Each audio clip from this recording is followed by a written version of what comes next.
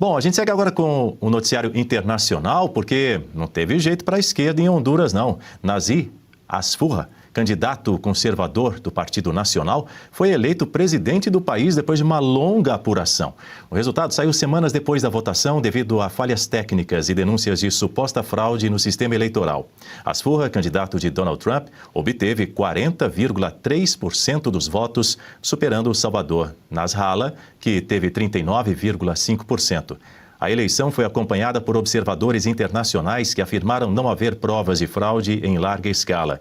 Asfurra substituirá a presidente Xiomara Castro, que governava desde 2021. O candidato eleito defende uma agenda pró-empresarial com foco em emprego, educação e segurança. Jorge Serrão. E esse é o ponto, a palavrinha-chave que vai pegar pesadamente na eleição brasileira do ano que vem.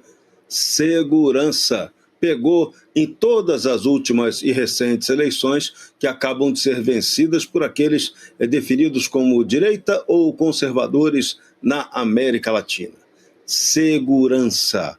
A turma do Foro de São Paulo deixou esses países na insegurança, porque o Foro de São Paulo é parceiro de narco-guerrilha, é parceiro do crime. Não tem como garantir a segurança das pessoas e das nações. Então, esse é um ponto que vai ser fundamental para a eleição do ano que vem. E como eu já lembrei aqui no nosso primeiro bloco, é um tema que já está sendo apontado pelo pré-candidato Flávio Bolsonaro sobre aquele assunto que ele vai tratar com a máxima prioridade e seriedade, sem nenhuma flexibilização. Ele disse que será um candidato moderado em outras questões, mas que na segurança pública não. Para terror da Petelândia, Foro de São Paulo e Companhia Limitada. Que no Chile, inclusive, Jorge Serrão, a questão da segurança também foi um tema central na eleição. Inclusive, no nosso site foi publicada hoje uma reportagem. Peço a você que nos acompanhe, que procure por essa reportagem no site revistaoeste.com, uma reportagem de Eugênio Golsinski, dizendo o seguinte: a esquerda subestimou a segurança no Chile em 40 anos. E aí tem lá uma conversa com um especialista que diz ao Oeste que a preocupação com o tema foi um dos fatores que levaram a direita a voltar ao poder depois de um período em que governou apenas 22,9% do tempo no país. Então fica o convite para você acessar agora o nosso site revistaoeste.com. E a gente vai seguir nesse assunto porque não é só em Honduras que a liberdade avança, não. O destaque de líderes de direita está cada vez mais evidente pelo mundo afora, Serrão. Partidos conservadores estão capitalizando eleitores arrependidos em todos os continentes. Veja na reportagem de Victor Salina. O avanço de partidos de direita no cenário político mundial vem se consolidando nos últimos anos. Na principal potência econômica, os Estados Unidos, o movimento conservador ganhou impulso após a eleição de Donald Trump à Casa Branca em novembro de 2024.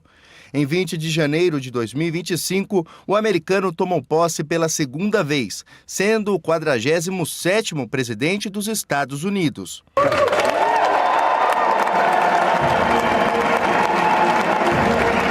A influência do republicano como símbolo de uma nova onda conservadora se espalhou em 2025. Em fevereiro, lideranças internacionais da direita, como o libertário argentino Javier Milei e o ex-presidente da Polônia, Andrzej Duda, participaram do CEPAC, um dos principais eventos do movimento conservador nos Estados Unidos. O deputado brasileiro Eduardo Bolsonaro, que permanece naquele país, alegando perseguição do judiciário, também esteve presente. And a friend of mine, Eduardo Bolsonaro of Brazil, the Chamber of Deputies. Experiências ruins com governos progressistas, como o baixo desempenho econômico e o avanço de pautas identitárias, têm feito com que eleitores ao redor do mundo busquem esperança em líderes de direita, com discursos de conservadorismo, de costume, liberdade econômica e também antiglobalismo. Na América do Sul, a direita avançou nas urnas. Após a motosserra de Milei mudar a perspectiva de uma Argentina destruída pela inflação em 2023, foi a vez da vitória de Rodrigo Paz, na Bolívia. O país voltou ao campo conservador após quase 20 anos de governos de esquerda. No Chile, José Antônio Casti sucedeu Gabriel Boric ao derrotar a candidata comunista Jeanette Jara. O cenário atual divide a região: 6 países sob governos de direita e 6 comandados por líderes de esquerda. Na Europa, a guinada conservadora ganhou força desde 2024. Em Portugal, o parlamento é liderado pelo primeiro-ministro Luís Montenegro, de centro-direita. Mas pesquisas indicam que o líder conservador no país, André Ventura, desponta para as eleições de janeiro de 2026. Na Bélgica, o partido Nova Aliança Flamenga detém a maioria das cadeiras no Legislativo desde 2024. Herbert Kickl, do partido Liberdade da Áustria, assumiu o governo austríaco em 2025. O Alternativa para a Alemanha também avançou nas eleições regionais germânicas de 2024 e 2025. O mesmo ocorreu na França, onde o partido Reunião Nacional de Marine Le Pen e Jordan Bardella venceu o Parlamento Europeu e aparece na frente das pesquisas para 2027. Eleições importantes marcadas para 2026 e 2027 em diferentes regiões do mundo devem continuar a demonstrar a tendência de avanço da direita, com a disputa ideológica sendo o centro dos grandes debates em países democráticos. Muito bem, Jorge Serrão de volta dividindo a tela comigo aqui no Jornal da Oeste, segunda edição. Serrão, há uma tendência dos partidos de direita despontarem, assumirem aí o protagonismo político no mundo? É isso? Sim, e temos várias explicações para isso. Tem a questão da liberdade, que o mundo começa a descobrir o quanto ela é importantíssima.